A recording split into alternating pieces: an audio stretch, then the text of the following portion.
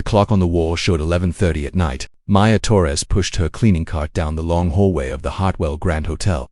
She was tired, her feet hurt, but she kept walking because she needed this job more than anything in the world. Maya was only 19 years old, but life had already been very hard on her. She had big brown eyes that always looked a little sad, and her dark hair was always tied back in a simple ponytail. Her uniform was old and faded, but she kept it clean and neat. She believed that even if you were poor, you could still have pride. The Hartwell Grand Hotel was one of the most expensive hotels in New York City. Rich and famous people stayed here. They wore clothes that cost more than what Maya earned in a whole year. They laughed loudly and drank champagne and never looked at people like Maya. To them she was invisible, just a girl who cleaned their mess. Maya did not mind being invisible. In fact, she preferred it. When people did not notice her, they could not hurt her. She had been working at this hotel for 8 months now. She took the night shift because it paid a little more money. Every extra dollar mattered. Her mother was sick and lying in a hospital bed. The doctors said she needed a special treatment, but it cost thousands of dollars. Money that Maya did not have. Her younger brother Carlos was only 12 years old. He was a smart boy who loved school, but lately, he had been wearing shoes with holes in them because Maya could not afford to buy him new ones. Every time she saw those broken shoes, her heart broke a little more. Their father had left them 3 years ago. One morning, he simply walked out the door and never came back. He did not say goodbye. He did not leave any money. He just disappeared like smoke in the wind. Maya's mother cried for weeks after that. Then she got sick, and everything became even harder. So Maya worked. She worked every single night, cleaning rooms and scrubbing floors and emptying trash cans. She smiled at the guests even when they were rude to her. She said yes ma'am and yes sir even when they treated her like she was nothing. But Maya had a secret. Every night, after her shift ended at 2 in the morning, she would sneak into the grand ballroom on the first floor. The ballroom was enormous and beautiful, with golden walls and crystal chandeliers that sparkled like diamonds. During the day, rich people held parties and weddings here. But at 2 in the morning, it was empty and dark and silent. In the corner of this ballroom sat the most beautiful thing Maya had ever seen, a grand piano. It was black and shiny and perfect. When Maya first saw it, she stood frozen for 5 whole minutes, just staring at it. Maya loved music. She had loved it ever since she was a little girl. Her mother used to sing old songs while cooking dinner, and Maya would close her eyes and feel like she was floating. Music made her forget about her problems. It made her feel like anything was possible. When she was 15, Maya found an old keyboard in a dumpster behind a music store. It was broken and missing some keys, but she took it home anyway. She cleaned it up and figured out how to make it work. Then she started teaching herself to play. She watched videos on her old phone. She practiced for hours when her mother and brother were sleeping. She could not read music notes, so she learned by listening. She would play a song over and over until her fingers remembered where to go. But that old keyboard was nothing compared to a real piano. The first time Maya touched the grand piano in the ballroom, she almost cried. The sound was so rich and deep and beautiful, it filled the empty room like a warm hug. So every night Maya would sneak into the ballroom and play. She played softly so no one would hear. She played songs she learned from videos. She even started making up her own songs. When she played, she forgot that she was poor. She forgot that her mother was sick. She forgot that rich people looked at her like she was dirt. The music washed away all her pain. Tonight was like any other night. Maya finished cleaning the last room at 1:45 in the morning. She put away her cart and looked around to make sure no one was watching. Then she walked quietly to the ballroom. The door was heavy, but she knew how to open it without making noise. She slipped inside and let her eyes adjust to the darkness. The piano was waiting for her, like an old friend. Maya sat down on the bench and placed her fingers on the keys. She took a deep breath and began to play. The music flowed out of her like water from a river. She played a piece by a composer named Chopin. It was sad and beautiful at the same time. It reminded her of her mother. She was so lost in the music that she did not hear the door open behind her. "What do you think you are doing?" Maya's hands froze on the keys. Her heart stopped beating. She turned around slowly and saw a tall woman standing in the doorway. The woman had gray hair and cold eyes and wore an expensive suit. Maya recognized her immediately. It was Mrs. Crawford, the hotel manager. Mrs. Crawford was known for being very strict. The cleaning staff was scared of her. She never smiled, and she never gave second chances. "I asked you a question," Mrs. Crawford said, walking toward Maya. Her high heels clicked loudly on the marble floor. "What are you doing here? Do you know what time it is? Do you know that you are touching hotel property without permission?" Maya stood up quickly. Her legs were shaking. "I am so sorry, Mrs. Crawford. I only wanted to." "You were just what?" "Playing piano. A cleaning girl playing piano." Mrs. Crawford laughed, but it was not a kind laugh. "This piano costs more than you will ever earn in your entire life. Do you understand that? If you damage it, you could never pay for it." "I would never damage it," Maya said softly. "I love this piano. I am very careful with it." "That is not the point." Mrs. Crawford's voice was sharp. "You are an employee. You clean rooms. You do not sneak around at night touching things that do not belong to you. This is a serious problem. I should fire you right now." Maya felt tears burning in her eyes. If she could not lose this job. Her mother needed her. Carlos needed her. Without this job, they would have nothing. "Please," Maya whispered. "Please, Mrs. Crawford, I am sorry. I made a mistake. It will never happen again. I promise. Please do not fire me. My mother is sick. My brother is only 12. I am the only one taking care of them, please. I will do anything." Mrs. Crawford stared at her for a long moment. Her cold eyes studied Maya's face, looking for any sign of dishonesty. But all she saw was a young girl who was scared and desperate and tired. Finally, Mrs. Crawford sighed. "One more chance," she said. "You get one more chance. But if I ever catch you in here again, if I ever see you touching this piano or anything else that is not part of your job, you are finished. Do you understand me?" "Yes, ma'am. Thank you. Thank you so much." Mrs. Crawford turned and walked toward the door. Before she left, she looked back at Maya one more time. "Go home," she said, "and remember what I told you. People like us do not belong in rooms like this." Then she was gone. Maya stood alone in the dark ballroom. She looked at the beautiful piano one last time. Her heart was still beating fast, but she was no longer scared. She was something else now. She was determined. She did not know how, and she did not know when, but someday she would prove them all wrong. Someday she would show the world that people like her could make beautiful music too. She walked out of the ballroom and closed the door softly behind her. Tomorrow was another day of cleaning and working and surviving. But Maya knew that deep inside her, there was something special, something that no one could take away. And one day, everyone would hear it. 2 weeks passed since the night Mrs. Crawford caught Maya in the ballroom. Maya kept her promise. She did not go near the piano again. Every night after her shift, she went straight home to the small apartment where she lived with her brother Carlos, but she missed the piano terribly. She missed the feeling of the smooth keys under her fingers. She missed the beautiful sounds that filled the empty ballroom. At home, she had only her old broken keyboard, and it was not the same. Still, she practiced every chance she got, because the music was the only thing that kept her hope alive.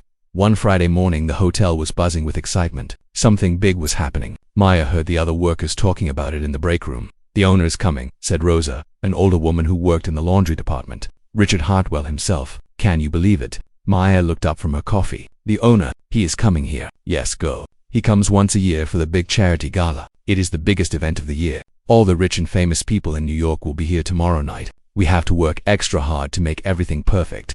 Maya had heard stories about Richard Hartwell III. He was a billionaire who owned hotels all over the world. His family had been rich for generations. His grandfather started the Hartwell Hotel Company. His father made it bigger, and now Richard owned everything. He had more money than Maya could ever imagine. That afternoon, a long black car pulled up in front of the hotel. It was the kind of car that cost more than a house. The hotel staff lined up near the entrance like soldiers waiting for a general. The car door opened, and Richard Hartwell stepped out. He was a tall man in his mid-40s with silver hair and sharp blue eyes. He wore a suit that looked like it was made just for him. His shoes were so shiny that Maya could see her reflection in them. Everything about him screamed money and power. But it was his face that Maya noticed most. It was the face of a man who believed he was better than everyone else. His lips were pressed together in a thin line, and his eyes looked at the hotel staff like they were insects. But behind him came a young woman. She was beautiful, with long blonde hair and perfect skin and a dress that sparkled in the sunlight. This was Isabel Hartwell, Richard's only daughter. She was 22 years old and had everything a girl could want. But, like her father, she had a look on her face that said she thought she was special. Mrs. Crawford rushed forward to greet them. "Mr. Hartwell, Miss Hartwell, welcome back. It is such an honor to have you here. Everything is ready for the gala tomorrow night." Richard barely looked at her. "It better be," he said coldly. "Last year, the champagne was not cold enough. I do not want any mistakes this time." "Of course, sir. We have taken care of everything." Richard nodded and walked into the hotel with his daughter. The staff scattered to make way for them, heads bowed, eyes down. Maya was standing near the front desk, holding a mop. She had been cleaning the lobby floor when the billionaire arrived. She tried to make herself small, tried to disappear into the background. But it was too late. Richard Hartwell stopped walking. His cold eyes landed on Maya. He looked at her old uniform. He looked at her simple shoes, which were starting to fall apart. He looked at her hands, which were rough and red from years of hard work. His face twisted with something that looked like disgust. "What is this?" he asked, turning to Mrs. Crawford. "Why is she here?" Mrs. Crawford's face went pale. "She is one of our cleaning staff, Mr. Hartwell. She works the night shift. But we needed extra hands today because I do not care," Richard interrupted. He looked at Maya like she was a piece of garbage. "I do not want my guests seeing this. Make sure the help stays invisible during the gala, especially people who look like that." He waved his hand at Maya like he was shooing away a fly. Maya felt her face grow hot. She wanted to say something. She wanted to tell him that she was a person, not a thing. but she knew she could not. She needed this job. Her mother needed this job, so she lowered her head and kept quiet. Isabel laughed softly. "Oh, Daddy, do not be too hard on her. She cannot help being poor." She said it like she was being kind, but her words cut deeper than her father's. Richard smirked and continued walking toward the elevator. "Make sure everything is perfect tomorrow," he called over his shoulder. "This gala is important. Very important people will be there. I want them to see only the best." After he was gone, Mrs. Crawford turned to Maya. There was something like pity in her eyes, but also a warning. "You heard him," she said quietly. "Stay out of sight tomorrow night. Work in the back. Do not let any guests see you." Maya nodded. "Yes, ma'am." That night, Maya went home and sat on a small bed in the corner of the room she shared with Carlos. Her brother was already sleeping, his small body curled up under a thin blanket. She looked at him and felt a wave of sadness wash over her. He deserved better than this. They all deserved better. She thought about what Richard Hartwell had said. People who look like that, like she was something dirty, something shameful. He did not know anything about her. He did not know how hard she worked. He did not know about her dreams or her music or the songs that lived inside her heart. To him, she was nothing, just a poor girl with rough hands and old shoes. Maya felt anger rising in her chest, but she pushed it down. Anger would not help her. Anger would not pay for her mother's treatment. Anger would not buy Carlos's new shoes.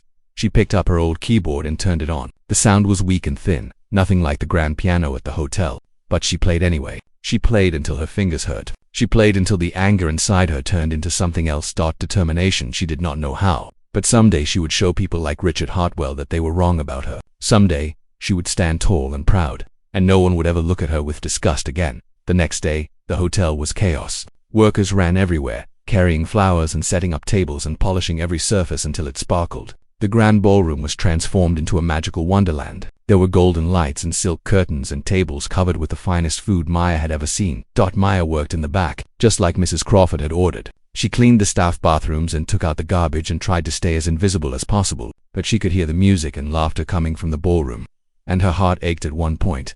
She peeked through a small window in the kitchen door. She saw hundreds of people in beautiful clothes. She saw diamonds and gold and glasses of champagne. She saw Richard Hartwell standing in the center of the room, smiling and shaking hands with important people. And she saw the grand piano. It had been moved to the center of the stage. It was polished until it gleamed under the lights. Soon, someone would sit down and play it for all these rich people. Maya wished with all her heart that it could be her, but that was just a dream. A silly, impossible dream.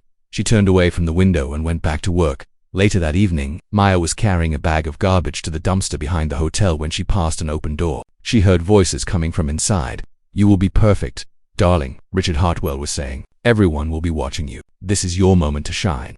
"I know, Daddy," Isabel's voice answered. "I have been practicing for months. I will play Beethoven's Moonlight Sonata. Everyone will love it." Maya stopped walking. Isabel was going to play the piano. Isabel was the one who would sit at that beautiful instrument and perform for all those people. She felt a strange mix of emotions, jealousy, sadness, and something else she could not name. Isabel had everything: money, beauty, education, and now she would play the piano too, while Maya hid in the shadows like a ghost. It was not fair. But then again, life was never fair. Maya continued walking to the dumpster. She threw away the garbage and stood for a moment in the cold night air. Above her, the stars were shining. They did not care if you were rich or poor. They shone for everyone. Someday, Maya whispered to herself, someday it will be my turn. She did not know that someday was closer than she thought. She did not know that tomorrow night her whole life was about to change. She went back inside, finished her work, and went home. Tomorrow would be another long day. But something inside her had shifted. The fire that had been burning quietly in her heart was now burning brighter than ever, and fires like that could not be hidden forever. The night of the charity gala arrived. The Hartwell Grand Hotel had never looked more beautiful. Golden lights glowed from every window. Expensive cars lined up outside, dropping off guests in their finest clothes. Women wore dresses that cost thousands of dollars. Men wore suits that were made by famous designers. Diamonds and pearls sparkled everywhere. Maya arrived at the hotel 3 hours before her normal shift. All the cleaning staff had been called in early to handle the extra work. But unlike the other big events, Maya was told to stay completely hidden. "You will work in the service areas only," Mrs. Crawford had told her earlier. "The guest bathrooms in the back hallway, the staff kitchen, the storage rooms. Do not go anywhere near the ballroom. Do not let any guests see you. Is that clear?" Maya understood. Richard Hartwell had made his feelings very clear. He did not want people like her ruining his perfect evening. So Maya worked in the shadows. She scrubbed toilets while beautiful music played in the distance. She mopped floors while guests laughed and danced. She emptied trash cans while champagne corks popped, and everyone, celebrated. It was almost 9 o'clock when everything changed. Maya was cleaning the staff bathroom when a young man in a waiter's uniform burst through the door. His face was white with panic.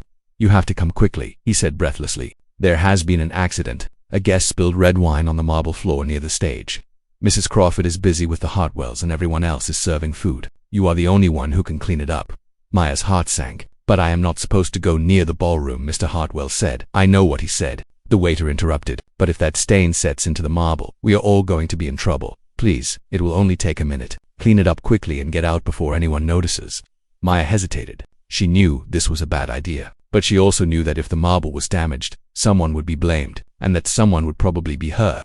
"Okay," she said finally. "Show me where." She grabbed her cleaning supplies and followed the waiter through the back hallways. They came to a small service door that opened into the side of the ballroom. The waiter pointed to a spot near the stage. "There," he whispered. "See it, be fast." Maya looked into the ballroom. It was even more beautiful than she remembered. Hundreds of people sat at round tables covered with white cloth. Crystal chandeliers hung from the ceiling like frozen waterfalls. And there, in the center of the stage, was the grand piano. Her piano, the one she had played so many nights in secret. But she could not think about that now. She had a job to do.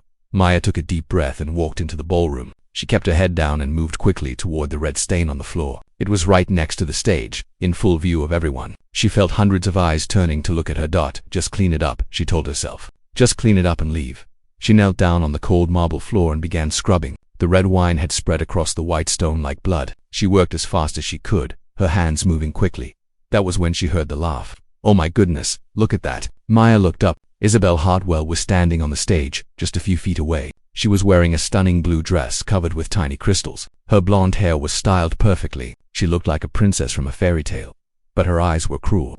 "Daddy, look," Isabel said, turning to her father who was sitting at a nearby table. "Even the cleaning girl is drawn to my piano. She cannot stay away from it."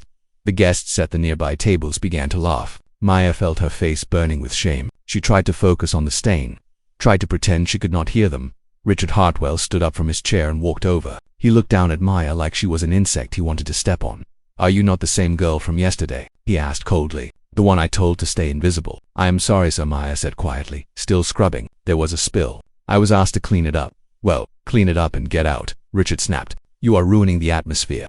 More laughter from the guests. Maya's hands were trembling now. The stain was almost gone, but she felt frozen in place. Isabel walked to the edge of the stage and looked down at Maya with a smirk. "Poor thing," she said in a voice that pretended to be kind but was actually mean. "She probably wishes she could play the piano instead of cleaning around it." Something inside Maya snapped. Before she could stop herself, words came out of her mouth.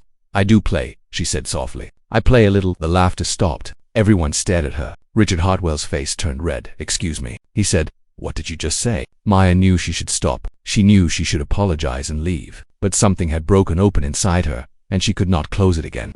"I said I play the piano," she repeated, a little louder this time. "I taught myself. I practice every day." For a moment there was complete silence. Then Richard Hartwell burst into laughter. It was a loud, ugly sound that echoed through the ballroom. "You play piano?" He looked around at his guests, inviting them to share his amusement. "Did you hear that? Everyone, the cleaning girl thinks she can play piano." The guests began laughing too. Some of them pointed at Maya.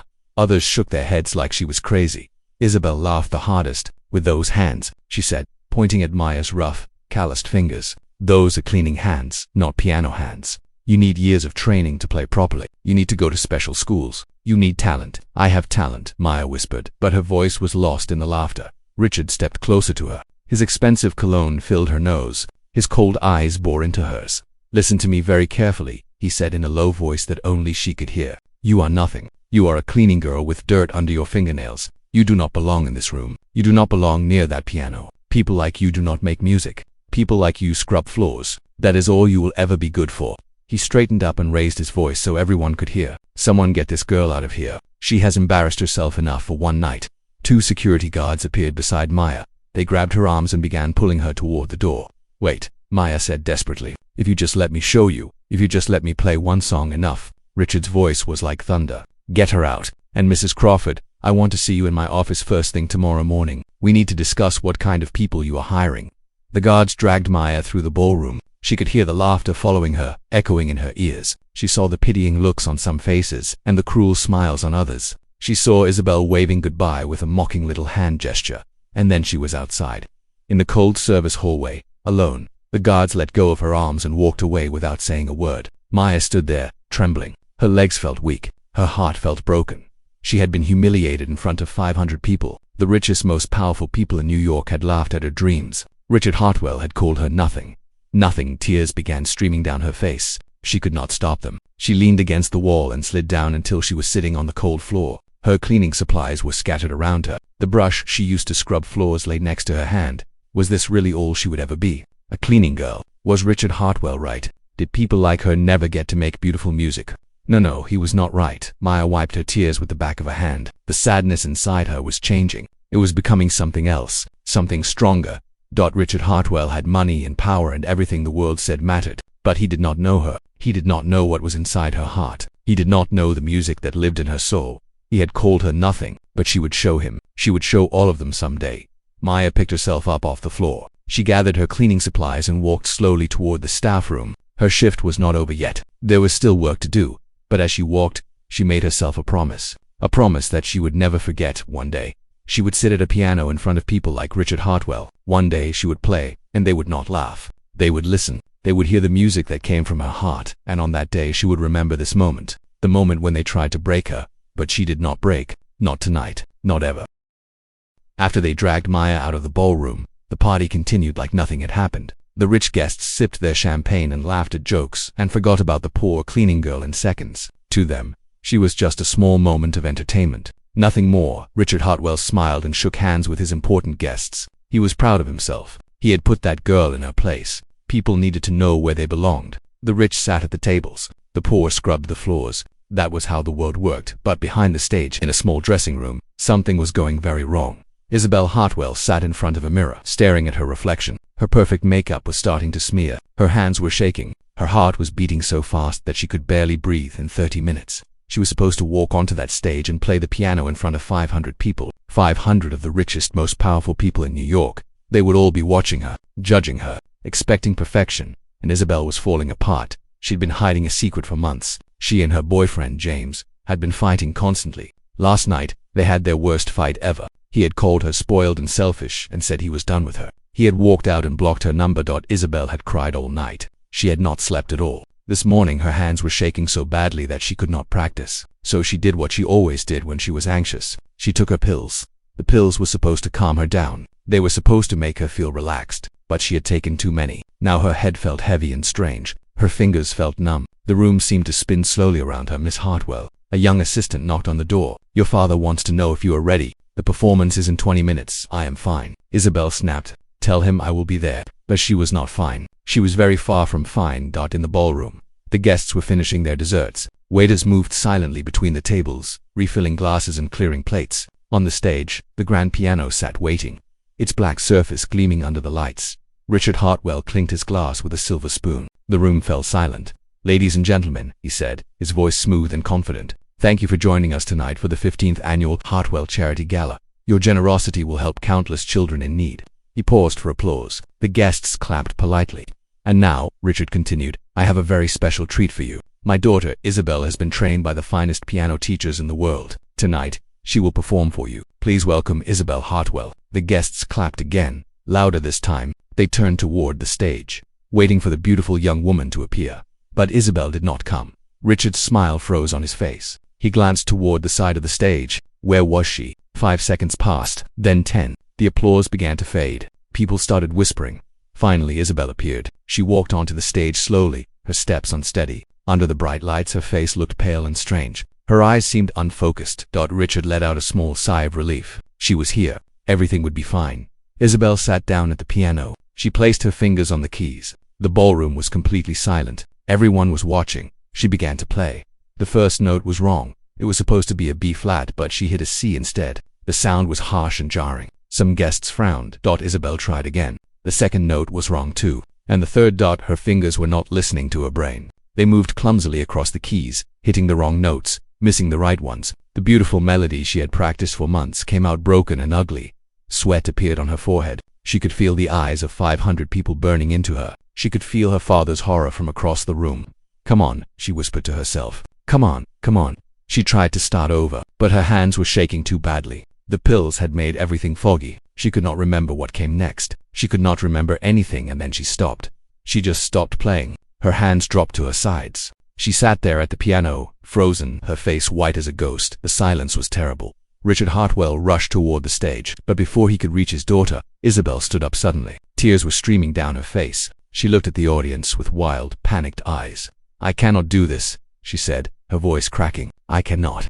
And then she ran. She ran off the stage, pushing past waiters and guests, her crystal dress flying behind her. She disappeared through a side door, leaving behind only the echo of her sobs. The ballroom erupted in chaos. Guests began talking all at once. Some laughed cruelly. Others looked uncomfortable. Richard Hartwell stood near the stage, his face bright red with anger and embarrassment. "Everyone, please," he said, trying to regain control. "There has been a small, technical difficulty. Please enjoy your drinks while we sort this out." But the damage was done. The most important moment of the evening was ruined. The wealthy donors who were supposed to write big checks after the performance now looked confused and disappointed. The whole gala was falling apart. In the back of the ballroom, the event coordinator was having a panic attack. "What do we do?" she kept saying. "What do we do?" The performance was supposed to inspire the donors. Without it, they might not give as much money. "Mr. Hartwell will blame me. I will lose my job." Mrs. Crawford tried to calm her down. "We will figure something out. Maybe we can play recorded music." "That is not the same. Everyone came to see a live performance. We promised them something special." Richard Hartwell stormed over to them. His eyes were blazing with fury.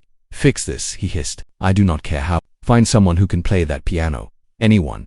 We cannot let this evening be a complete disaster."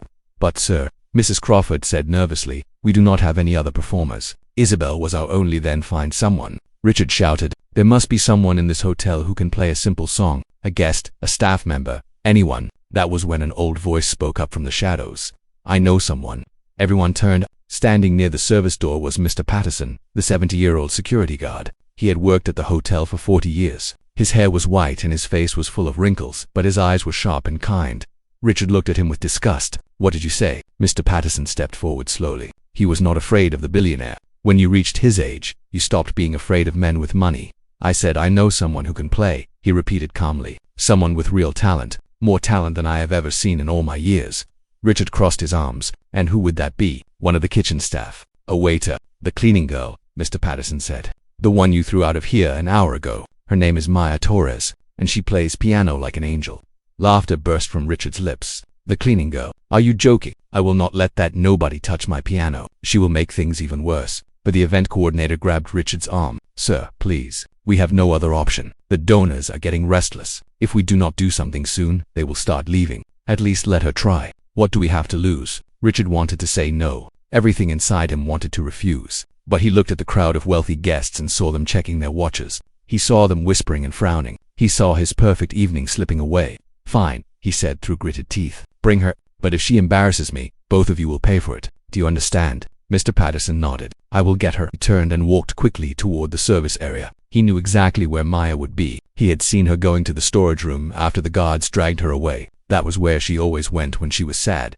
He found her sitting on an old wooden crate, surrounded by mops and buckets. Her eyes were red from crying. Her uniform was dirty from the floor she had been scrubbing. But when Mr. Patterson told her what was happening, something changed in her face. Fear, excitement, disbelief, hope, all of it mixed together. "They want me to play," she whispered. "On that stage, in front of all those people." Mr. Patterson knelt down so he could look into her eyes. He had known Maya for 8 months. He had heard her playing late at night when he did his rounds. He knew what she was capable of. "This is your chance," he said gently. "Maybe your only chance. Are you ready to take it?" Maya looked at her hands. Her rough, calloused, cleaning hands. The hands that Richard Hartwell said could never make music. She thought about her mother in the hospital. She thought about Carlos and his broken shoes. She thought about every time someone had told her she was not good enough. "I am scared," she admitted.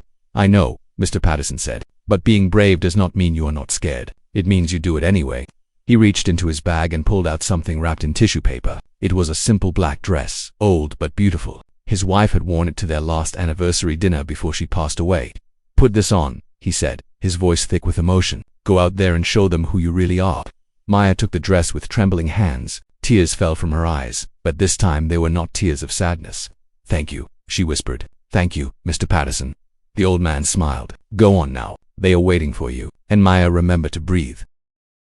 Maya stood in the storage room, wearing the black dress that Mr. Patterson had given her. Her heart was beating so fast that she could hear it in her ears. Her hands were sweating. Her legs felt like they were made of water. In just a few minutes she would walk into that ballroom. She would stand in front of 500 of the richest people in New York. She would sit at that beautiful grand piano, and she would play, or she would fail. The thought of failure made her stomach twist. What if Richard Hartwell was right? What if she was just a foolish cleaning girl with silly dreams? What if she walked out there and her fingers froze and no music came out? Everyone would laugh at her again. They would laugh even harder than before. And this time, she would not be able to hide in the shadows. This time, everyone would see her fall. Maya closed her eyes and took a deep breath. She could still say no. She could still tell Mr. Patterson that she had changed her mind. She could go back to her mop and her bucket and her invisible life. It would be safe. It would be easy, but would she ever forgive herself? She thought about her mother, beautiful Maria Torres, who used to sing songs while cooking dinner in their tiny kitchen. Maria had always believed in Maya. Even when they had nothing, even when life was hard, Maria would hold Maya's hands and say, "You have a gift, my daughter. God gave you something special. Never let anyone take it away from you." Maya had not seen her mother in 2 weeks. The hospital was far away, and bus tickets cost money she did not have, but she called her every night, even if it was just for a few minutes. Last week, Maria had said something that stuck in Maya's mind. "I dream about you sometimes," Maria had whispered, her voice weak from the sickness. "I dream that you are on a big stage, wearing a beautiful dress, and you are playing the piano, and everyone is listening, and you look so happy, my sweet girl." So happy Maya felt tears forming in her eyes. That dream felt so far away, so impossible, but here she was, in a beautiful dress, about to walk onto a big stage, about to play a piano in front of hundreds of people. Maybe dreams were not so impossible after all. She opened her eyes and looked at herself one more time in the dirty mirror. The black dress was simple but elegant. It made her look older, more sophisticated. Her dark hair was still pulled back in a ponytail, but somehow it looked right. Natural. She was not trying to be someone she was not. She was just Maya, a girl from a poor family who loved music more than anything in the world, and tonight, she would share that love with everyone. Maya took one final breath and walked out of the storage room. The hallway was empty. Her footsteps echoed on the floor as she moved toward the ballroom. Each step felt heavy, like she was walking through thick mud. As she got closer, she could hear the noise of the crowd. Hundreds of voices talking at once, glasses clinking, someone laughing too loudly, the sounds of wealth and power and confidence. She reached the service door that led to the side of the ballroom. Through the small window, she could see the stage. The grand piano was waiting there, lonely and silent. The spotlight made it glow like it was made of pure gold. Maya put her hand on the door handle. Her fingers were trembling. "You can do this," she whispered to herself. "You have to do this." She pushed the door open and stepped into the ballroom. At first, no one noticed her. The guests were busy talking among themselves, still buzzing about Isabel's disaster. Waiters moved between the tables. The event coordinator was speaking frantically into a phone. Then someone spotted her. "Look," a woman said, pointing. "Is that the cleaning girl?" Heads began to turn. Whispers spread through the room like fire. "It is her, the one from earlier. What is she doing here? Why is she wearing that dress?" Maya kept walking. She focused on the piano. She did not look at the faces staring at her. She did not listen to the cruel whispers. She just kept putting one foot in front of the other. But then someone stepped in front of her, blocking her path. Richard Hartwell. His face was twisted with rage. His expensive suit looked rumpled, like he had been grabbing at it in frustration. His cold blue eyes burned into hers. "Where do you think you are going?" he hissed, grabbing her arm tightly. His fingers dug into her skin. "The event coordinator asked me to play," Maya said, trying to keep her voice steady. "She said you needed someone for the performance." Richard laughed bitterly. "I said find someone who can play, not bring back this ridiculous girl who thinks she is a musician." "I can play, sir," Maya said quietly. "If you just let me try." "You cannot play the piano." Richard's voice was loud now, loud enough for everyone to hear. The whole ballroom went silent. All 500 guests stopped talking and turned to watch. Richard released her arm and stepped back. He looked at her with complete contempt, like she was the lowest creature on earth. "Look at you," he said, gesturing at her dress, her hair, her face. "You are nothing. A cleaning girl playing dress-up. You really think you can sit at that piano and perform for my guests? You will embarrass yourself. You will embarrass me. You will embarrass everyone." Maya felt the eyes of the entire room on her. She felt their judgment, their doubt, their amusement. Some people were already smiling, waiting for her to fail. But she also felt something else. She felt angry, not hot, burning anger. Something colder, harder, more powerful. This man had everything. He was born rich. He never had to work for anything. He never had to choose between food and medicine. He never had to wear shoes with holes in them. He never had to watch his mother get sicker while he felt helpless, and he was telling her that she could not play piano. "With respect, sir," Maya said, her voice stronger now. "You do not know me. You do not know what I can do. You have never heard me play." Richard's face turned red. "I do not need to hear you play. I know your type. You are poor, uneducated, and desperate. People like you do not make art. People like you do not create beauty. You are nothing but a servant. Then let me prove you wrong." The words came out before Maya could stop them. They hung in the air between them, heavy and powerful. Richard stared at her. The whole room held its breath. "Let me play one song," Maya continued. "Just one. If I am as bad as you think, everyone will see it. You can throw me out and never think about me again. But if I am good, then you will know that you were wrong about me. You were wrong about people like me." For a long moment, Richard did not speak. His jaw was tight. His hands were clenched into fists. She could see him fighting with himself, trying to decide what to do. Finally, the event coordinator stepped forward. "Mr. Hartwell, please. The donors are getting impatient. We have nothing else. Let her try. What is the worst that could happen?" Richard looked around the room. He saw the wealthy donors checking their watches. He saw the whispers and the frowns. His perfect evening was already ruined. Maybe this girl would make it worse. But maybe, just maybe, she could salvage something. "Fine," he said through gritted teeth. "Play your little song. But when you fail, and you will fail, I want you gone. Not just from this ballroom, from this hotel, from this city. I never want to see your face again." Maya nodded slowly. "And if I do not fail?" Richard smirked. It was the ugliest expression she had ever seen on a human face. "You will fail," he said confidently. "People like you always do." He stepped aside and gestured toward the stage. Maya looked at the grand piano. It seemed so far away. The stage felt like a mountain she had to climb, but she had come too far to turn back now. She began walking. Each step felt like an eternity. She could feel the eyes of 500 people following her. She could hear the whispers starting again. "This is going to be embarrassing. Poor thing does not know what she is doing. Richard is going to destroy her." But she also heard other voices. Quieter, softer, almost hidden. "She is brave. Look at her face. She is not scared. I hope she proves him wrong." Maya climbed the 3 steps to the stage. The spotlight hit her face, warm and bright. She could barely see the audience now. They were just shadows in the darkness. She walked to the piano and stopped. Her fingers touched the smooth, polished surface. It was even more beautiful up close. This was not like her old broken keyboard at home. This was a real instrument, a masterpiece, when she was about to play it in front of the whole world. Maya sat down on the bench. She adjusted herself, feeling the weight of her body settle. She placed her hands on the keys. They were cool under her fingertips. The ballroom was completely silent. You could hear a pin drop. Maya closed her eyes. She thought about her mother. She thought about Carlos. She thought about every night she had spent in this very room, playing in the darkness, dreaming of a moment like this. She thought about all the people who had told her she was nothing, all the people who had laughed at her dreams, all the people who had looked at her rough hands and old shoes and decided she was worthless, and then she stopped thinking. She stopped thinking and started feeling. The music was there, inside her, waiting to come out. It had been waiting her whole life. Maya took one final breath, and then she began to play.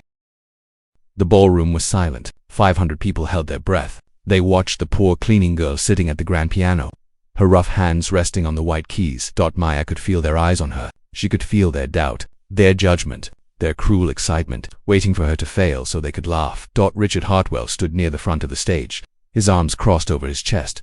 A small smile played on his lips. He was already planning what he would say after she humiliated herself. He would make sure everyone knew that he had been right all along. Poor people did not belong in places like this. In the darkness of the ballroom, wealthy women leaned toward their husbands and whispered behind their hands. Men shook their heads and checked their expensive watches. A few guests had already started putting on their coats, ready to leave. Maya saw none of this. Her eyes were closed. Her mind was somewhere else entirely. She was thinking about the first time she'd ever touched a piano. She was 8 years old. Her family had been walking through a fancy shopping mall, just looking, never buying. In the center of the mall was a beautiful white piano. A sign said, "Please play me." Maya had walked over slowly, like the piano was a wild animal that might run away. Her mother had smiled and said, "Go on, Mia, touch it." Maya had pressed one key. Just one. The sound that came out was the most beautiful thing she had ever heard. It filled the whole mall. It made people stop and look. And in that moment, something woke up inside young Maya. Something that had been sleeping her whole life. She knew, right then, that she was meant to make music. Now, 17 years later, she was sitting at another piano. A grander piano, a more beautiful piano, and she was about to find out if that 80-year-old girl had been right. Maya took a deep breath. She opened her eyes and she began to play. The first notes of Chopin's Ballade No. 1 floated into the air. They were soft and gentle, like the first drops of rain before a storm. Maya's fingers moved slowly across the keys, finding their way, remembering the countless hours she had practiced on her broken keyboard at home, but something was wrong. The notes sounded uncertain, hesitant. Her fingers were not moving as smoothly as they should. The beautiful melody came out shaky and weak. In the audience, a few people chuckled. Richard Hartwell's smile grew wider. He glanced at Mrs. Crawford with a look that said, "I told you so." Maya heard the laughter. She felt her confidence slipping away. Doubt crept into her mind like cold water. Maybe they were right. Maybe she was just a foolish girl with impossible dreams. Maybe she should stop now, before things got worse. She could run off the stage like Isabel had done. She could disappear into the shadows and never show her face again. Her finger stumbled on a note. The sound was harsh and ugly. More laughter from the crowd. Maya felt tears burning in her eyes. This was a mistake. A terrible mistake. She should never have agreed to this. She should have stayed in the storage room where she belonged. But then she thought about her mother. She thought about Maria Torres lying in that hospital bed, weak and pale, fighting for her life. She thought about the song her mother used to sing while cooking dinner, the one that went, no matter how dark the night, the sun will always rise. And she thought about the promise she had made to herself after Richard Hartwell humiliated her. One day, she would prove them wrong. One day was today. Something changed inside Maya. The fear did not disappear, but it moved aside. It made room for something else. Something stronger. The music. Maya stopped thinking about the audience. She stopped thinking about Richard Hartwell. She stopped thinking about her rough hands and her borrowed dress and all the reasons she should not be here. She just played. Her fingers found their rhythm. The uncertain notes became clear and strong. The melody that had been struggling to come out now flowed like a river breaking through a dam. The ballroom fell silent. The laughter stopped. Even Richard Hartwell's smile faded. Because what was coming out of that piano was not ordinary. It was not the playing of a cleaning girl who had taught herself from YouTube videos. It was something else. Something magical. Maya played with her whole body. Her hands danced across the keys. Her shoulders swayed with the rhythm. Her face showed every emotion in the music. Joy, sadness, hope, pain, everything she had felt in her 19 years of life poured out through her fingers. The Chopin piece was supposed to be technically difficult. It had fast passages and complicated chords that took professional pianists years to master. Maya did not play it perfectly. Her technique was rough in places. She missed a few notes here and there, but none of that mattered, because what Maya had was something that could not be taught in any music school. She had soul. She had feeling. She had the ability to take notes on a page and turn them into pure emotion. The wealthy guests sat frozen in their seats. Women who had been whispering now had tears in their eyes. Men who had been checking their watches now leaned forward, completely captured by the music. In the front row, an elderly woman with silver hair and elegant pearl earrings listened with intense focus. Her name was Victoria Chen, and she was one of the most famous pianists in the world. She had performed in concert halls across 5 continents. She had discovered and trained dozens of young musicians. She knew talent when she heard it, and right now she was hearing something extraordinary. Victoria watched Maya's hands move across the keys. She saw the raw, natural gift that could not be faked or learned. This girl, this poor cleaning girl in a borrowed dress, had more musical soul than students who had trained at the best conservatories for 20 years. The music built and built. Maya moved from the gentle opening into the passionate middle section. Her fingers flew across the keyboard. The notes cascaded like waterfalls, crashed like thunder, whispered like wind through trees. Then, without planning it, Maya did something unexpected. She stopped playing Chopin. She transitioned smoothly into a different piece, a piece that no one in the audience had ever heard before. Because Maya had written it herself, it was a song about her mother, a song about love and loss and hope, a song about a little girl who watched her father walk away and had to grow up too fast, a song about cleaning floors and dreaming of something more. The melody was simple but heartbreaking. It did not need complicated technique. It just needed truth. And truth was the one thing Maya had plenty of. Richard Hartwell stood near the stage, his face pale. He did not understand what was happening. This was not possible. Cleaning girls did not play piano like this. Poor people did not make rich people cry, but all around the ballroom, people were crying.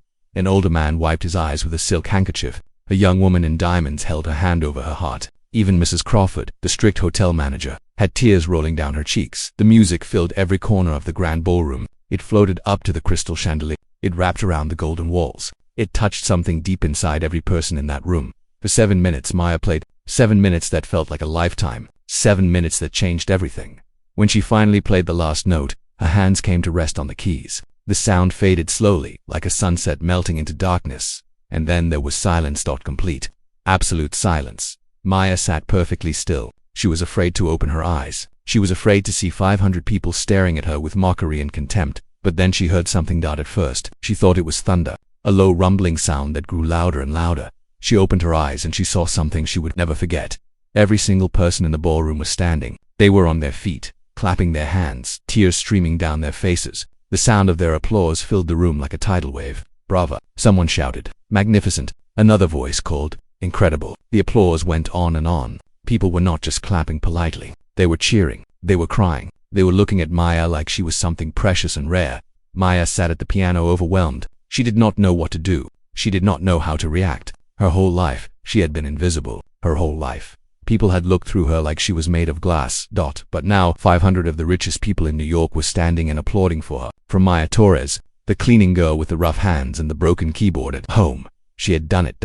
She had proved them all wrong, and somewhere deep inside her she felt her mother smiling.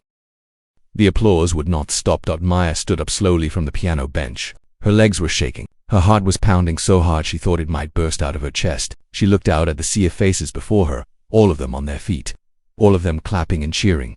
This could not be real. This had to be a dream. Just an hour ago, these same people had laughed at her. They had watched Richard Hartwell call her nothing. They had smiled when the guards dragged her out of the ballroom. She was just a cleaning girl to them, a joke, a nobody. When now they were standing for her. The applause went on for 1 minute, then 2, then 3. People were not just clapping anymore. They were crying openly. Women dabbed at their eyes with expensive handkerchiefs. Men cleared their throats and looked away, embarrassed by their own tears. Maya did not know what to do. She had never been on a stage before. She had never had anyone applaud for her. She stood there awkwardly, her hands clasped in front of her, her borrowed black dress suddenly feeling too simple for this moment.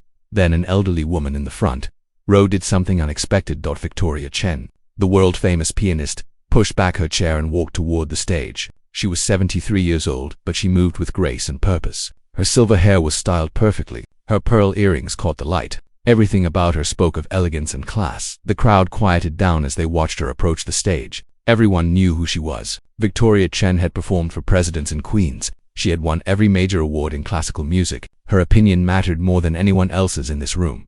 Victoria climbed the 3 steps to the stage. She walked directly to Maya and stopped in front of her. Maya felt her breath catch in her throat. She did not know why this famous woman was approaching her. Maybe she had done something wrong. Maybe her playing had offended someone so important.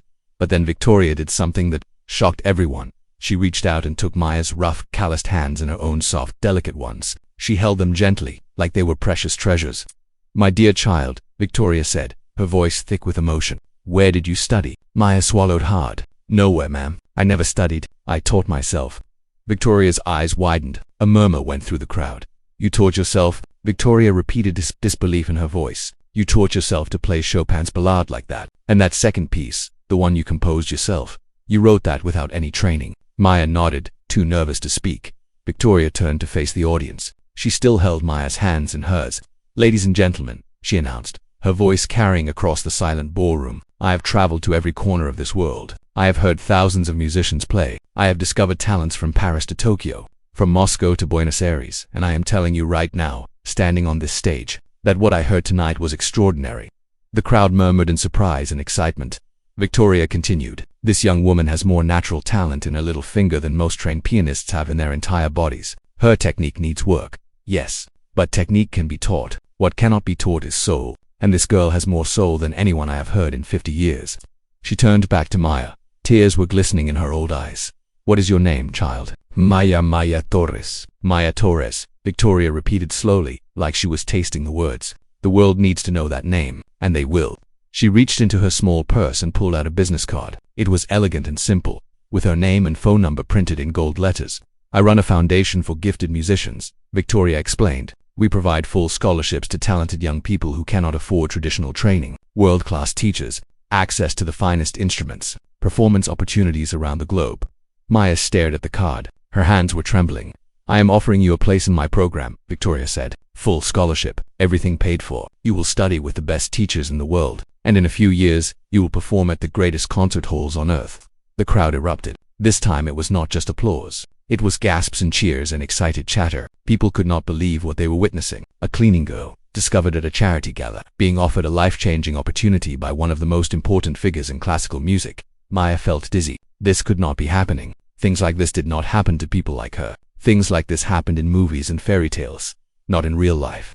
"I do not know what to say," Maya whispered.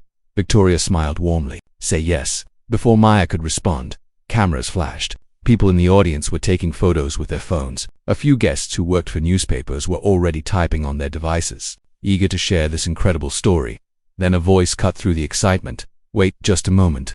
Richard Hartwell pushed his way toward the stage. His face was red with a mixture of emotions, anger, embarrassment, and something else. Fear, maybe. Fear of what was happening. "This is all very touching," he said loudly, "but let us not get carried away." She played one song. One song does not make someone a star. My daughter Isabel has years of training, the finest education money can buy. This girl is just he struggled to find the right words. A cleaning girl. Victoria finished for him, her voice cold. Yes, Mr. Hartwell, she is a cleaning girl. And she just outperformed every trained musician I have heard in the past decade. That should tell you something about the limits of your perspective. Richard's face turned even redder. Now see here, I have supported the arts for years. My family has donated millions to music programs. I think I know talent when I see it. Do you? Victoria asked quietly. Because an hour ago, you told this young woman that she was nothing. You said she could not play piano. You said she would embarrass herself. I was sitting in the front row, Mr. Hartwell. I heard every word you said to her. The crowd grew silent. All eyes were on Richard. I was simply being realistic, Richard sputtered. How was I supposed to know she could actually play? You could have listened, said a new voice. Everyone turned. Mr. Patterson, the old security guard, had stepped out from the shadows near the service door. He walked slowly toward the stage, his white hair glowing in the light.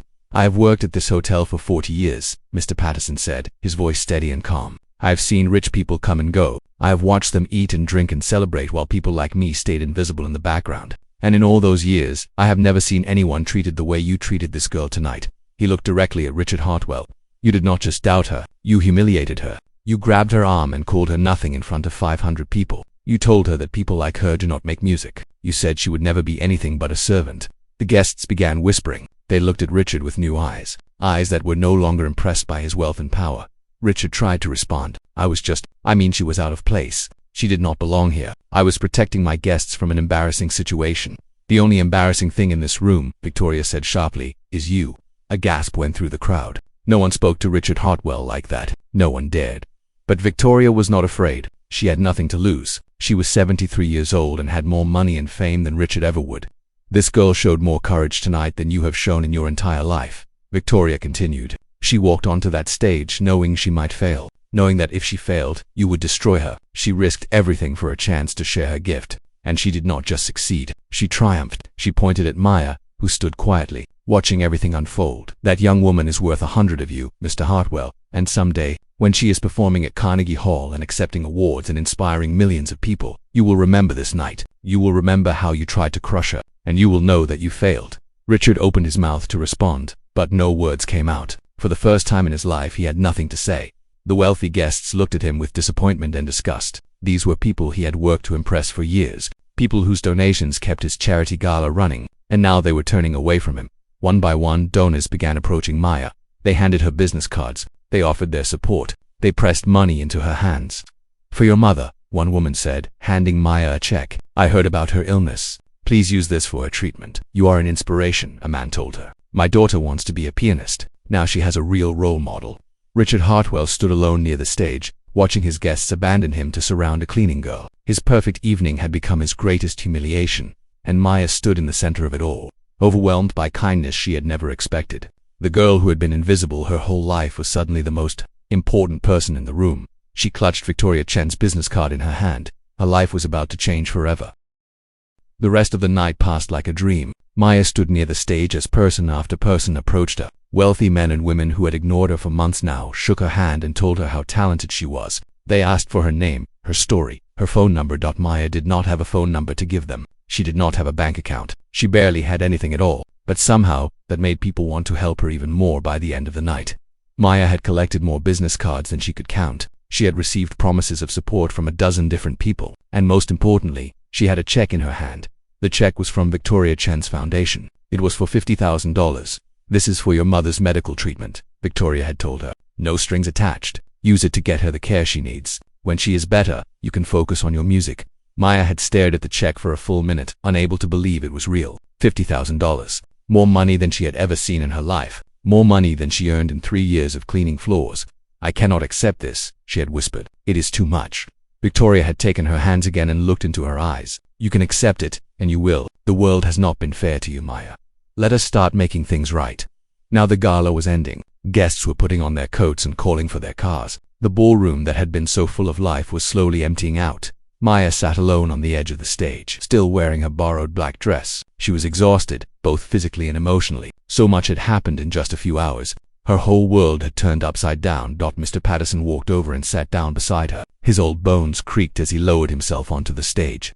How are you feeling? He asked gently. Maya shook her head. I do not know. I cannot believe any of this is real. A few hours ago I was scrubbing floors. Now I have a scholarship and money for my mother, and people want to help me become a professional pianist. It does not make sense." Mr. Patterson smiled. "It makes perfect sense to me. You have a gift, Maya. I knew it the first time I heard you playing in that ballroom at 2 in the morning. I used to stand outside the door and listen. Sometimes I would stay for an hour, just listening." Maya looked at him in surprise. "You knew? All this time, you knew I was sneaking in to play?" "Of course I knew. I am the night security guard. It is my job to know everything that happens in this hotel." He chuckled softly. "I never said anything because I could tell how much it meant to you. Everyone needs something that gives them hope. For you, it was that piano." Tears filled Maya's eyes. "You are the one who told them about me, when Isabel could not play. You told them to give me a chance. Why did you do that?" Mr. Patterson was quiet for a moment. When he spoke, his voice was thick with memory. 50 years ago, I wanted to be a jazz trumpet player. I was good too, really good, but my family was poor, just like yours. We did not have money for music lessons or fancy instruments. So I got a job to help support my parents, and I kept playing on the side, hoping for my big break." He paused and looked at the grand piano. "The break never came. Life got in the way. I got married, had children, and suddenly I was 50 years old and still dreaming about what might have been. I put away my trumpet and told myself it was too late." He turned to Maya, his eyes were wet. "I did not want that to happen to you. When I saw you playing in that ballroom, I saw myself at your age, full of talent, full of dreams, but with no one to open the door for you. Tonight, I got to be the one who opened that door, and seeing you on that stage, hearing that applause, it was the best moment of my life." Maya reached over and hugged the old man. She held him tight, feeling his thin shoulders shake with emotion. "Thank you," she whispered. "Thank you for believing in me." They sat together in comfortable silence for a few minutes. Then Mrs. Crawford appeared, walking quickly toward them. Her usual stern expression was gone. In its place was something Maya had never seen before. "Respect, Maya," Mrs. Crawford said, slightly out of breath. "There is someone who wants to speak with you. She is waiting in the garden." Maya frowned. "Who is it?" Mrs. Crawford hesitated. "It is Isabel Hartwell." Maya felt her body tense. Isabel, the girl who had mocked her. The girl who had pointed at her rough hands and laughed. Why would she want to talk to Maya now? "I do not have to see her if you do not want to," Mrs. Crawford said quickly. "I can tell her you are too tired." Maya thought about it. Part of her wanted to refuse, part of her wanted to let Isabel feel the same rejection and humiliation that Maya had felt earlier tonight. But another part of her, a bigger part, was curious. And despite everything, Maya was not a person who held on to anger. It was too heavy to carry. "I will see her," Maya said. "Where is the garden?" Mrs. Crawford led Maya through a side door and into a small courtyard behind the hotel. It was beautiful, with stone paths and flowering bushes and a small fountain in the center. The moon was bright tonight, casting silver light over everything. Isabel was sitting on a bench near the fountain. She looked completely different from the confident, mocking girl Maya had seen earlier. Her perfect hair was messy. Her makeup was smeared from crying. Her expensive dress was wrinkled and stained. She looked broken. When Isabel saw Maya approaching, she stood up quickly. Her hands were trembling. "You came," Isabel said, her voice small and uncertain. "I did not think you would." Maya stopped a few feet away. "What do you want?" Isabel took a deep breath. The words came out in a rush. "I am sorry. I am so sorry. The way I treated you, the things I said. There is no excuse. I was cruel and horrible and I do not deserve your forgiveness. But I needed you to know that I am sorry." Maya said nothing. She just waited. Isabel continued, tears streaming down her face. "I have spent my whole life pretending to be something I am not. My father expects perfection. He wants me to be the best at everything. But the truth is, I am not good at piano. I hate playing. I only do it because he forces me to." She laughed bitterly. "Do you know how many hours I have practiced? How many teachers I have had? How much money my father has spent on my training? And after all that, you, someone who taught herself on a broken keyboard, played better than I ever will." Maya felt something unexpected stirring in her chest. Not anger, not satisfaction at seeing Isabel brought low, pity. "When I heard you play tonight," Isabel continued, "I was not jealous. I was relieved, because you showed everyone that my father is wrong. Money cannot buy talent. Training cannot create soul. What you have is real. What I have is fake." She stepped closer to Maya. Her eyes were desperate, searching for understanding. "I do not expect you to forgive me. I do not deserve it. But I wanted you to know that you changed something in me tonight. You made me realize that I have been living my life for my father, not for myself, and I cannot do that anymore." Maya looked at the broken girl in front of her. She thought about all the pain she had experienced tonight, the humiliation, the laughter, the cruelty, but she also thought about her mother's words. Maria Torres always said that forgiveness was not about the other person. It was about freeing yourself from the weight of anger. Maya stepped forward and took Isabel's hands. They were soft and smooth, nothing like her own rough, working hands. "I forgive you," Maya said quietly. Isabel's eyes went wide. What, just like that? Just like that? Maya squeezed her hands gently. Holding on to anger is like carrying rocks in your pockets. It only weighs you down. I have enough weight in my life. I do not need more. Isabel burst into fresh tears. She threw her arms around Maya and hugged her tight. Thank you, she sobbed. Thank you, thank you, thank you. They stood there in the moonlit garden, two girls from completely different worlds, holding on to each other. One was poor, one was rich. One had been invisible. One had been the center of attention. But in that moment they were just two young women trying to find their way. When they finally pulled apart, Isabel wiped her eyes and managed a small smile. Will you really become a famous pianist? She asked. Maya smiled back. I do not know, but I am going to try. I will be in the audience, Isabel promised. At your first big concert, I will be there, cheering for you. Maya nodded. She did not know if that would ever happen. She did not know what the future held. But for the first time in a very long time she felt hope. Real hope, the kind that does not fade away when the morning comes. The next morning, Maya woke up in her tiny apartment and thought everything had been a dream. She lay on her small bed in the corner of the room. She shared with Carlos and stared at the cracked ceiling. The memories from last night swirled in her head like fog. The grand piano, the standing ovation, Victoria Chen, the check for $50,000. It could not have been real. Things like that did not happen to girls like her. But then she saw the black dress hanging on a nail by the door. Mr. Patterson's wife's dress, and on the small wooden table next to her bed. She saw the business cards and the check and Victoria Chen's golden card with a phone number on it. It was real. It had all been real. Maya sat up slowly. Her body ached from exhaustion. She had not gotten home until 4 in the morning, and she had barely slept. Her mind had been too full of thoughts and emotions to rest.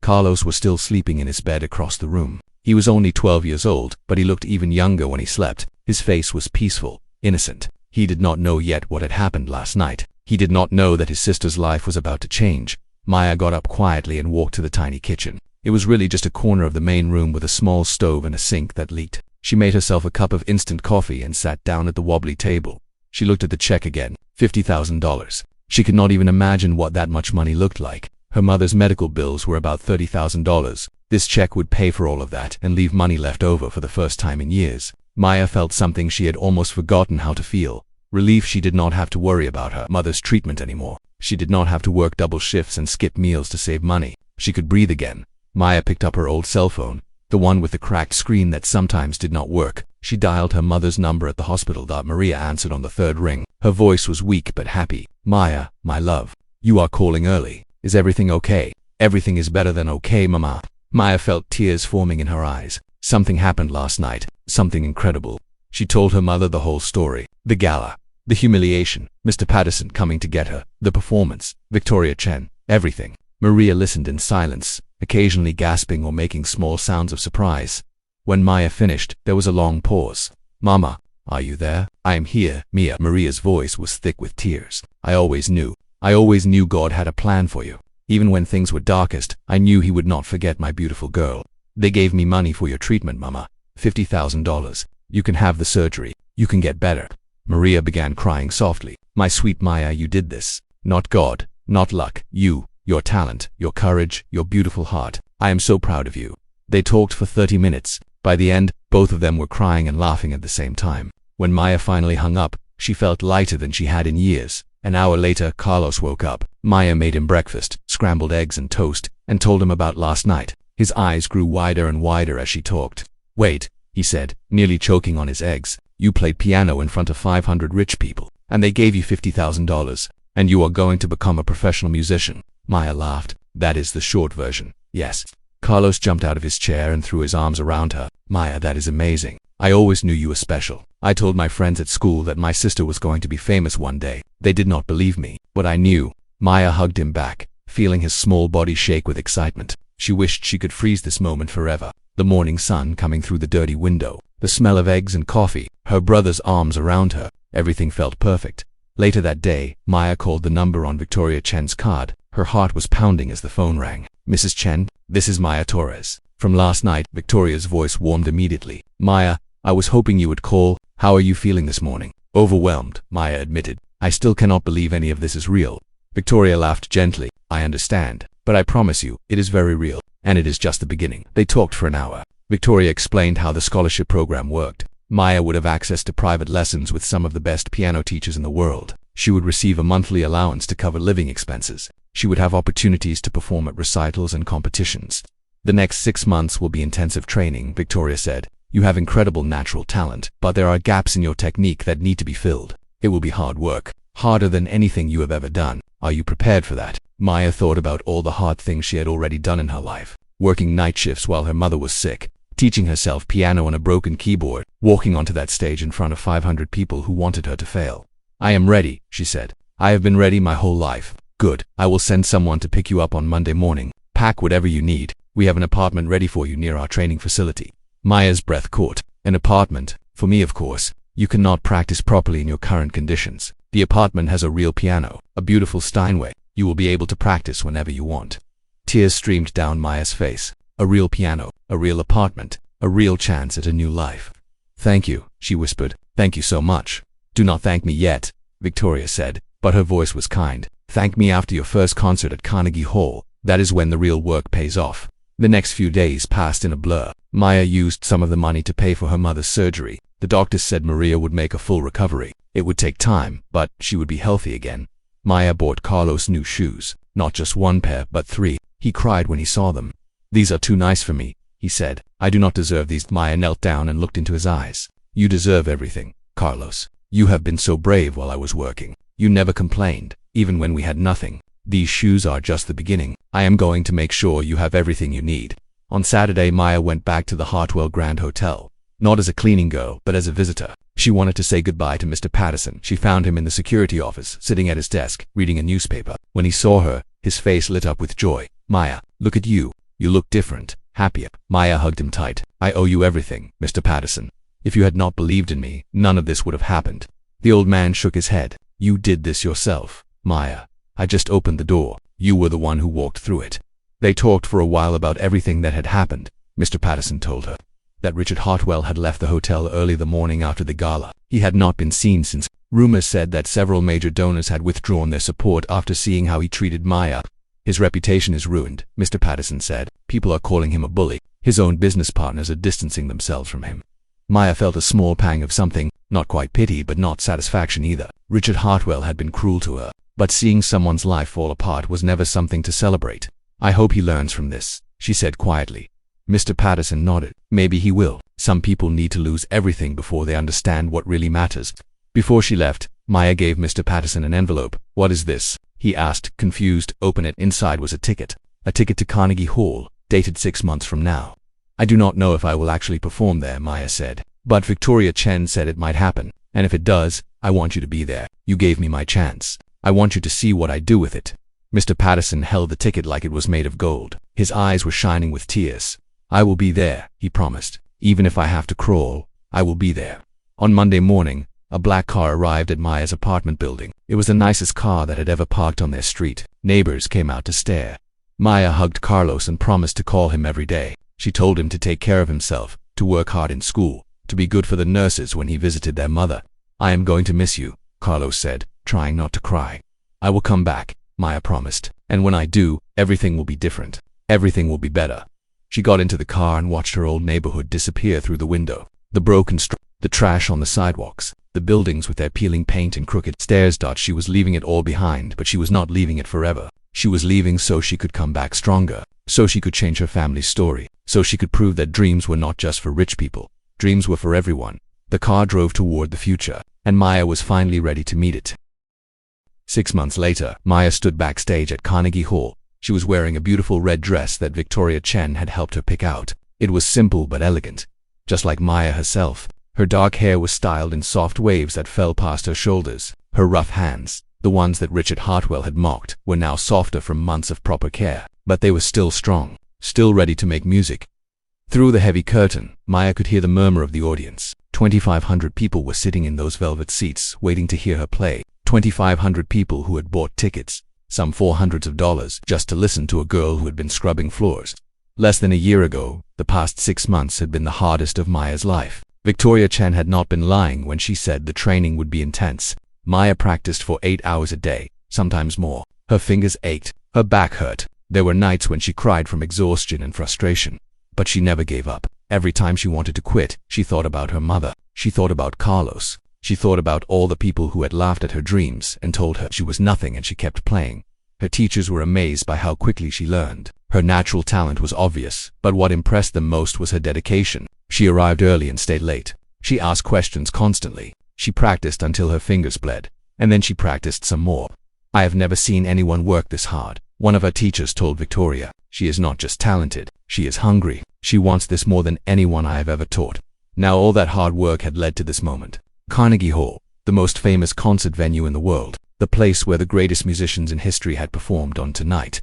It was Maya's turn. She peeked through a gap in the curtain. The hall was magnificent. Golden walls, red velvet seats, crystal chandeliers that sparkled like stars. It looked like a palace from a fairy tale. In the front row, Maya could see her mother. Maria Torres was healthy now, fully recovered from her surgery. She wore a new dress that Maya had bought for her, and her face was glowing with pride. Next to her sat Carlos, looking uncomfortable in his suit and tie. He was 14 now, taller than before, but still her little brother. A few seats down, she spotted Mr. Patterson. He was wearing a suit that was probably 50 years old, but he had polished his shoes until they gleamed. He sat up straight, looking around the grand hall with wonder in his old eyes, and there in the middle section was Isabel Hartwell. She had kept her promise. She was here, just like she said she would be. She looked different too, softer somehow, more real. Since that night in the garden, she and Maya had become friends. Isabel had left her father's house and was now working at a non-profit organization that helped underprivileged youth. She said Maya had inspired her to find her own path. Maya did not see Richard Hartwell anywhere. She had heard that his business was struggling. Many of his wealthy friends had abandoned him after the story of how he treated Maya spread through New York society. His reputation had never recovered. Maya did not feel happy about his downfall. She did not feel sad either. She simply did not think about him much anymore. He was part of her past, and she was focused on her future. 5 minutes. Miss Torres. A stage manager appeared beside her. Maya nodded, her heart beating faster. Victoria Chen walked over and took her hands. The old woman looked at her student with deep affection. "Are you ready?" Victoria asked. Maya took a deep breath. "I think so. I hope so." "You are ready," Victoria said firmly. "I have seen you grow over these past months. You came to me as a diamond in the rough. Now you are polished and brilliant. Tonight, you will show the world what you are made of." She squeezed Maya's hands. "Remember, Maya, technique is important, but it is not everything. What makes you special is not how fast you can play or how perfect your notes are. What makes you special is your heart, your soul, your story. Let them feel all of it. Let them experience everything you have been through. The pain, the struggle, the hope, the joy. That is what music is for." Maya nodded, blinking back tears. Victoria hugged her gently. "Now go out there and change the world." The lights in the hall dimmed. The audience fell silent. A voice came over the speakers. "Ladies and gentlemen, welcome to Carnegie Hall tonight. We are honored to present a rising star in the world of classical music. Her story has captured hearts around the globe, from cleaning floors to commanding stages. She has proven that talent and determination can overcome any obstacle. Please welcome Miss Maya Torres." The curtain opened. Bright lights hit Maya's face. For a moment she could not see anything. Then she heard it. The applause. 20-500 people were clapping for her, not because she had done anything yet, but because they believed in her, because her story had touched them, because they wanted to see her succeed. Maya walked across the stage to the grand piano. It was a Steinway, beautiful and black, gleaming under the lights. She sat down on the bench and adjusted herself. She placed her hands on the keys. The applause faded. Silence filled the hall. Maya closed her eyes. She thought about the journey that had brought her here. The tiny apartment, the broken keyboard, the late nights at the hotel, playing alone in the dark, the humiliation of being mocked by Richard Hartwell, the miracle of being discovered by Victoria Chen. She thought about her mother singing in the kitchen, her father walking out the door and never coming back, Carlos wearing shoes with holes in them, Mr. Patterson handing her that black dress and telling her to believe in herself. All of it had led to this moment. Maya opened her eyes and began to play. The first piece was Chopin, the same piece she had played at the charity gala, but now she played it differently. Her technique was polished, her timing perfect. Every note rang out clear and true. The audience sat mesmerized, barely breathing. After Chopin, she played pieces by Beethoven, Debussy, and Rachmaninoff. She played for almost an hour, pouring her heart into every note. The music filled the great hall, rising to the golden ceiling, wrapping around every person in the audience. Then, for her final piece, Maya paused. "This last song," she said into the microphone, her voice soft but steady, "is one I wrote myself. It is called Sunrise. I wrote it for my mother, who taught me that no matter how dark the night, the sun will always rise. Mama, this is for you." She looked at Maria in the front row. Her mother was already crying. Maya turned back to the piano and began to play. The melody was simple and beautiful. It started slow, like the first light of dawn. Then it grew, building in intensity, like the sun climbing higher and higher into the sky. It was a song about hope, about surviving, about never giving up, no matter how hard things get. By the time Maya played the final notes, there was not a dry eye in the house. The silence lasted for 3 seconds. Then the audience exploded. Everyone leaped to their feet. The applause was deafening. People were cheering, crying, calling out her name. It was like nothing Maya had ever experienced. She stood up from the piano and looked out at the sea of faces. In the front row, her mother was sobbing with joy. Carlos was pumping his fist in the air. Mr. Patterson was clapping so hard his hands must have hurt. And in the middle section, Isabel was standing on her feet, applauding with tears streaming down her face. Maya took a bow, then another. The applause went on and on as she stood there, basking in the love and admiration of thousands of strangers. She thought about the girl she used to be, the invisible cleaning girl with the rough hands and the impossible dreams, the girl who played piano alone at 2 in the morning because no one believed in her.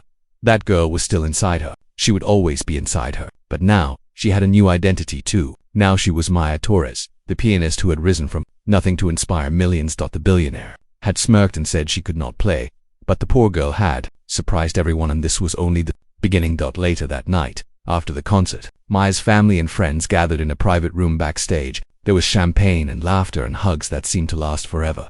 Maria held Maya's face in her hands and looked into her eyes. "I am so proud of you, Mia. Your father was wrong to leave us. He missed out on the greatest treasure in the world." Maya hugged her mother tight. "Everything I do is because of you, Mama. You never stopped believing in me, even when I stopped believing in myself." Carlos handed her a small wrapped gift. Inside was a framed photo of their family from before their father left. Maya, Carlos, Maria, and Papa all smiling together. "I found it in a box," Carlos said quietly. "I thought maybe you would want to remember the good times, before everything went bad." Maya looked at the photo. She felt a small ache in her heart for the family they used to be, but she also felt peace. "The good times are not over," she told Carlos. "They are just beginning." Mr. Patterson was the last to say goodbye. He shook Maya's hand, but she pulled him into a hug instead. "Thank you," she whispered, "for everything." The old man smiled, his eyes twinkling. "I told you to remember to breathe, did you?" Maya laughed. "I tried. Sometimes I forgot." "Well, you did just fine anyway." He patted her shoulder gently. "Your journey is far from over, Maya. This is just the first chapter. There will be more challenges, more obstacles, more people who will try to bring you down.